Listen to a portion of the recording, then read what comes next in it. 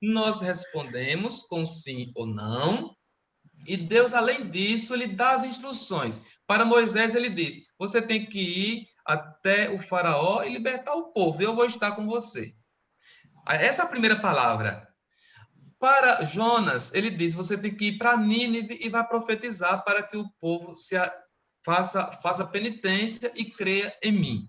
Primeira palavra é: ok, basta seguir, basta ouvir e seguir aquilo que Deus tem para dizer. No entanto, em Abraão ocorre algo inusitado, é diferente. Deus entra em contradição. E mais ainda, ele deixa de falar. Inicialmente, preste atenção, quando Deus dirige a Abraão a primeira palavra, que está no capítulo 11, ele promete algo que Abraão sonhava em alcançar a vida toda, era ter uma descendência.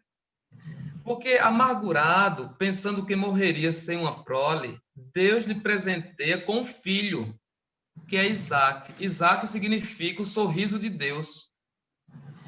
Como não partir e deixar tudo a fim de alcançar esta promessa?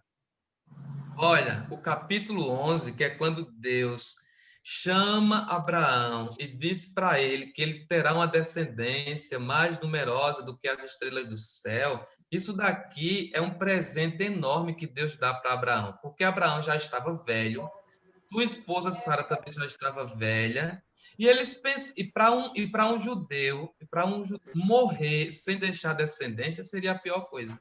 Aí Deus dá de mão beijada o prato cheio, aquilo que eles mais estavam esperando, um filho, e Isaac significa o sorriso de Deus. Então Deus dá para ele o que ele queria. Agora eu pergunto a você, isso não é fé? No capítulo 11, que é o chamado de Abraão, não pode ser uma prova de fé. Por quê? Não pode ser prova de fé, porque Deus dá aquilo que ele pediu. Isso não é fé. A fé vai ser outra coisa. A fé vai estar no capítulo 22. Tem alguém que está... Tem A alguém fé... falando aí,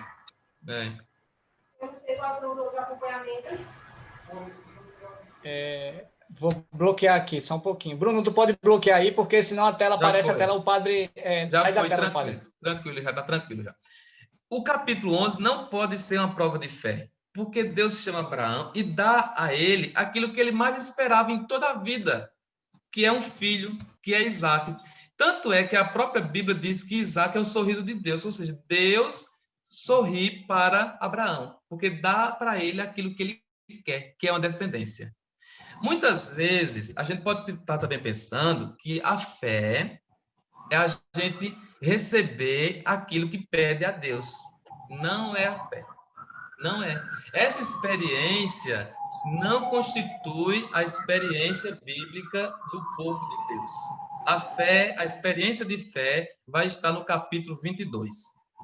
Por isso que eu digo assim, ó, em Gênesis 22, Deus lhe pede algo cortante e terrível.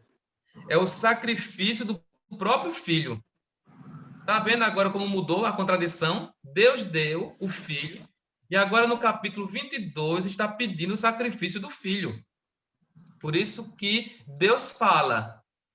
Mas agora, no segundo momento, ele pede algo completamente diferente daquilo que ele deu. Então, aquele sorriso que Deus lhe havia dado, que era o filho, o sorriso de Deus que se chama Isaac, agora é tirado por um pedido que causa dor e pranto. Agora você imagina como é que está se sentindo Abraão. Quis um filho, Deus deu. E agora esse mesmo Deus que deu o filho pede a Abraão que o sacrifique. Que contradição é essa? Que Deus é esse que promete vida e em seguida pede a morte? Pois é, aqui, justamente aqui, inicia-se a verdadeira experiência de fé. Qual é, então, o início da fé em Abraão? É quando Abraão vai continuar crendo, preste atenção, veja se na sua vida também tem algo semelhante assim. A fé inicia-se justamente nessa experiência, que é continuar crendo quando tudo se apresenta absurdo. Foi isso que aconteceu com Abraão. Abraão continuou crendo em Deus, mesmo quando Deus lhe faz um pedido absurdo. E esse pedido é sacrificar, tirar a vida do próprio filho.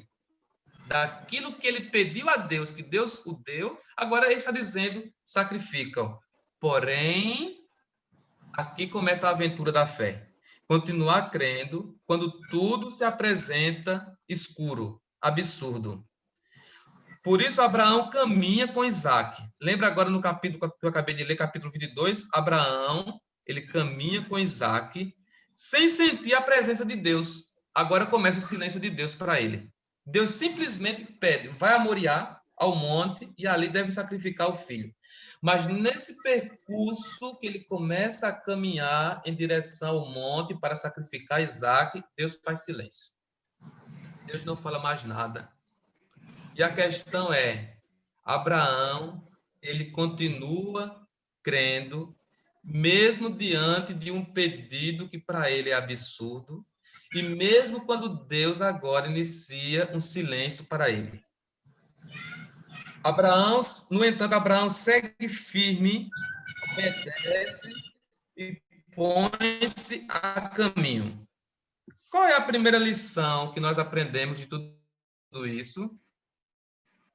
É que uma fé só pode ser madura se o crente se ergue acima de toda realidade que seja robusta, se eu me ponho a caminho e aceito entrar no mais escuro da noite da vida. Foi isso que aconteceu com Abraão. A experiência de fé de Abraão, ela se inicia quando a realidade, quando aquilo que está em torno dele começa a ser motivo de desolação e de profunda tristeza para ele. Mas veja bem que Abraão não fica parado. Abraão caminha. A fé, para ser madura, precisa de uma fé que se põe a caminho, que sai de si. Uma fé que não fica parada. Uma fé que não se conforma. Uma fé que quer que Deus faz o silêncio dele para nós. É isso que acontece nesse momento daqui. Então, o que será? Vamos agora perguntar, nesse caminho que Abraão faz até o Monte Moriá, o caminho do absurdo, da dor, do sofrimento, porém é o caminho da fé. O caminho do silêncio, quando Deus não fala mais com ele, apenas pede, sacrifica Isaac, que era o sorriso dele. Então, o que será que se passava no coração de Abraão enquanto caminhava rumo ao Monte Moriá? Podemos nos perguntar assim. Podemos imaginar o seguinte, que Abraão pensava com ele mesmo: eu creio que Deus fará algo inédito. Tornará a falar-me uma segunda vez. Aqui que está o sentido do título da palestra de hoje, à espera da segunda palavra. Gente, quando Deus fizer silêncio, quando você acha que está abandonado, sozinho, você tem que começar a esperar a segunda palavra dele. Foi isso que Abraão descobriu enquanto caminhava para o Monte Moriá para sacrificar o filho Isaque, para atender ao pedido de Deus que deu o filho e agora pede a ele o filho. Justamente aqui que está a experiência de aprender a esperar por uma segunda palavra. Essa que é a experiência da fé. A experiência da fé, ela só é real se você se questionar e aprender a esperar por uma segunda palavra de Deus. É isso e apenas isso que nos enche de esperança. Esperar pela segunda palavra é a mesma coisa que não desanimar, mas fazer crescer e ressurgir a esperança no coração. Quando eu estava desistindo, uma luz se acende em meu coração, se chama esperança.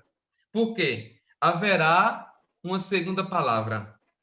E por isso devemos nos preparar para escutá-la e acolhê-la.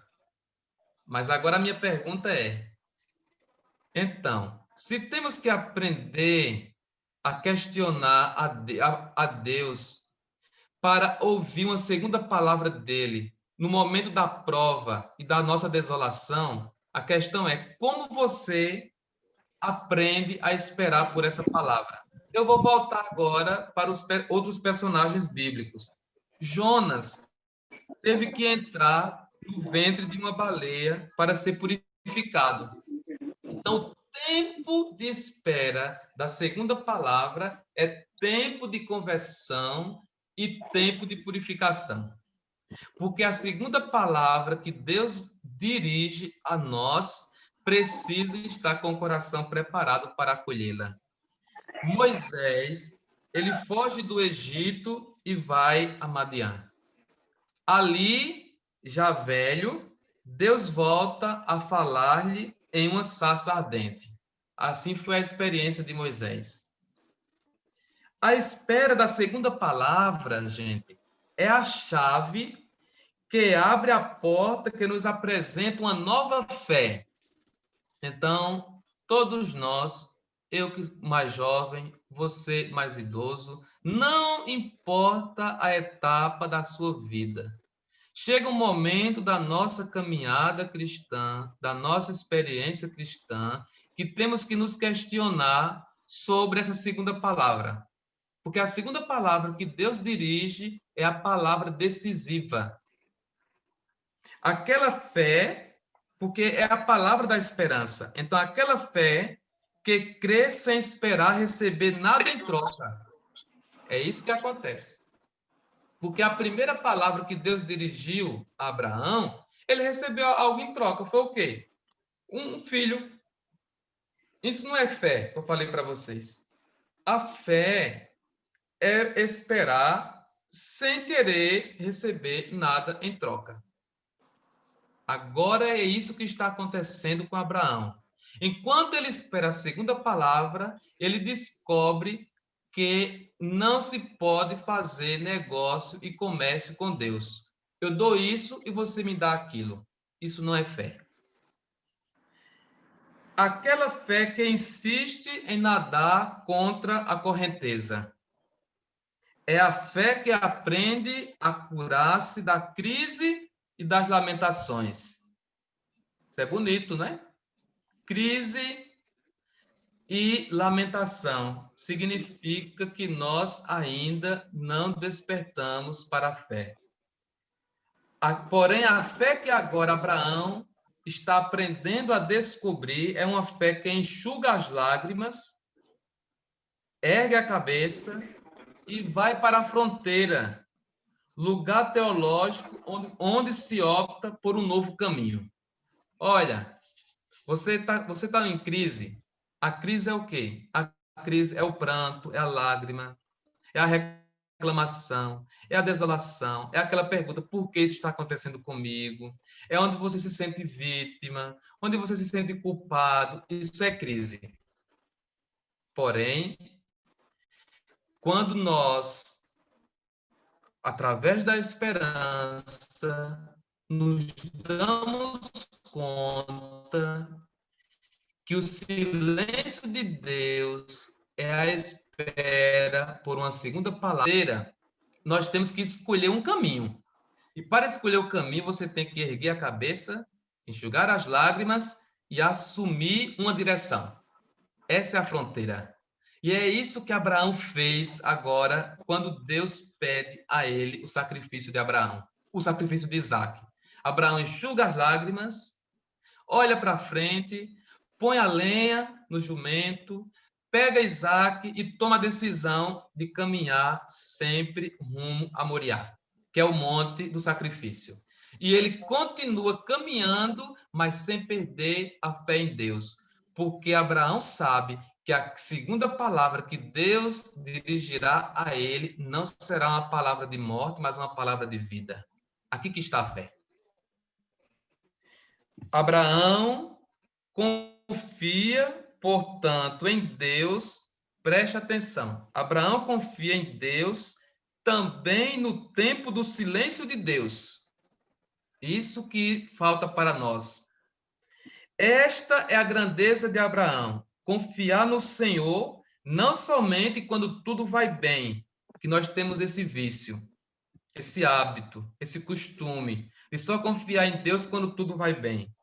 Mas ele confia sempre, também na noite escura, quando Deus parece querer lhe tirar o Isaac do seu coração, que é o seu sorriso. Então, Abraão não raciocina mais em termos de cálculo humano, que pensa, dou para que deis, dou isto e receberei aquilo. Abraão supera essa lógica de raciocínio. Abraão acredita, abandona-se perdidamente e confia. Deus é aquele que exige um amor absoluto. Essa é a descoberta que Abraão faz.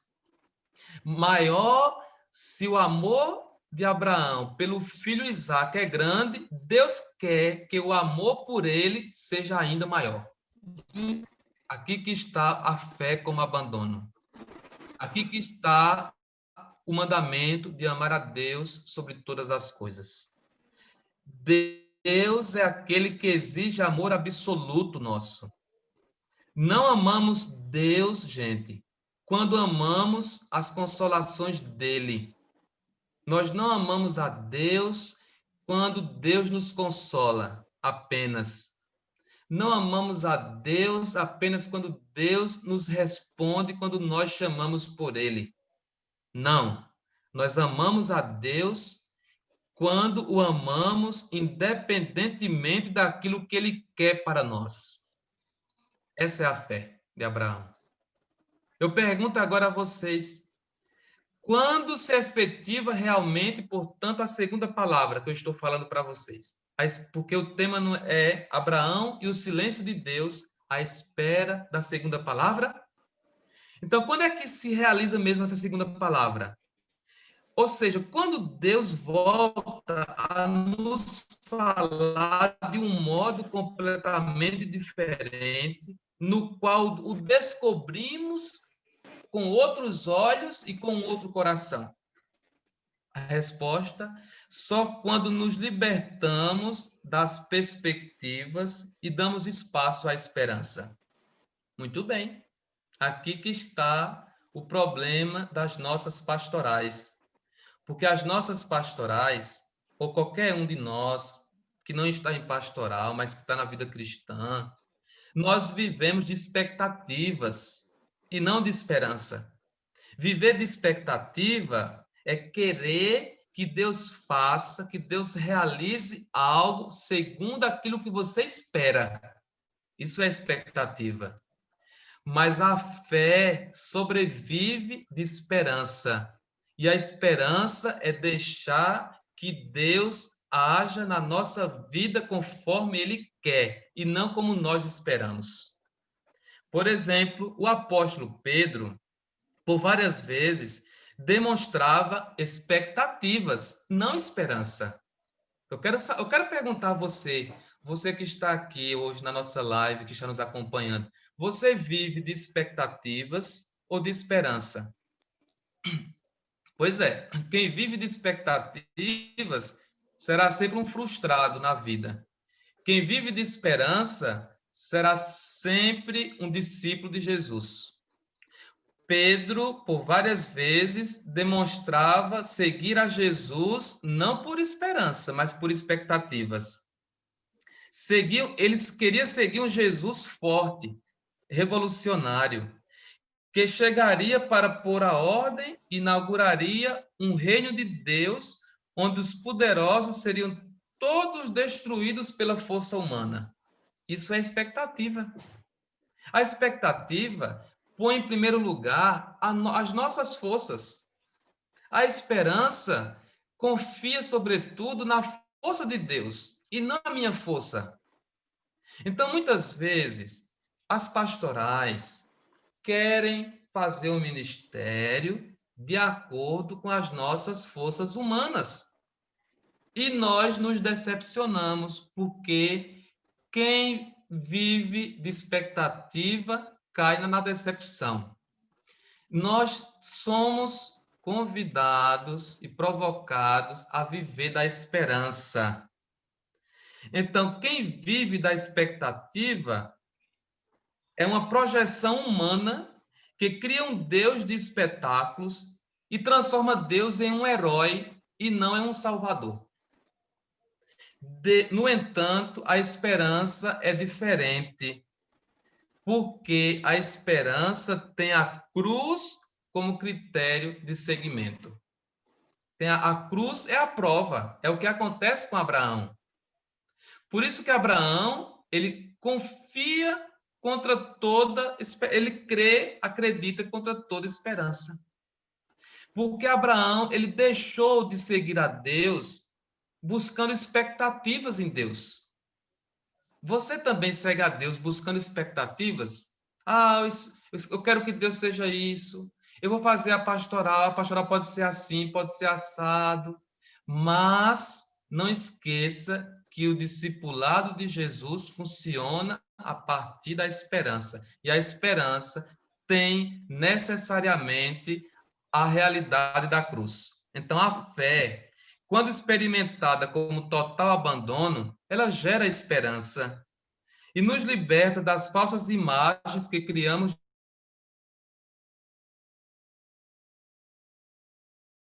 sucesso e nos ensina a passar pela realidade da cruz. A segunda palavra, portanto, não é nada mais que a resposta de Deus à realidade da cruz. Olha, atenção, Deus fez silêncio na Sexta-feira Santa, mas voltou a falar uma segunda vez na manhã de Páscoa. Quem vive de expectativa, tudo termina na Sexta-feira Santa, mas quem vive de esperança sabe que Deus vai falar de um modo inédito na manhã de Páscoa. Aqui que está a experiência de ser discípulo de Jesus.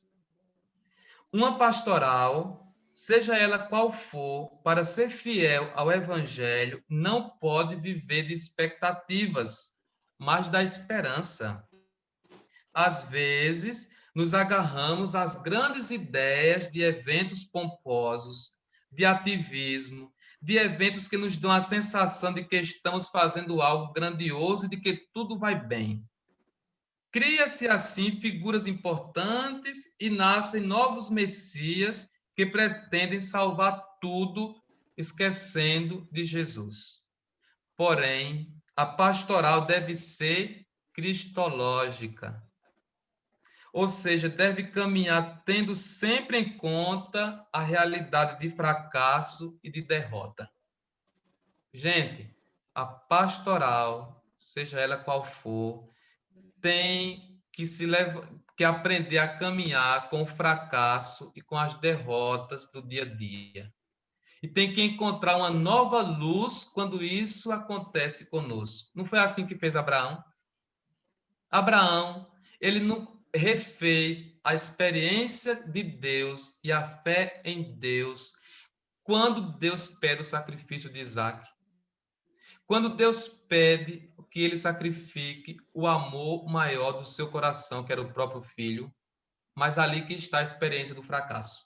Mas é justamente nessa experiência que Deus dirige uma segunda palavra. Essa segunda palavra, nós temos que nos preparar para acolhê-la com esperança e não com expectativas.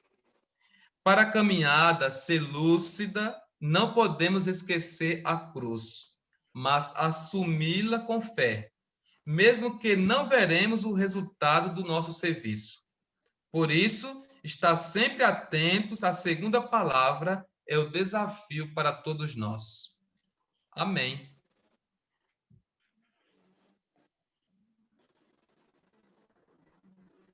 Pronto, agora pode interromper a transmissão pelo YouTube.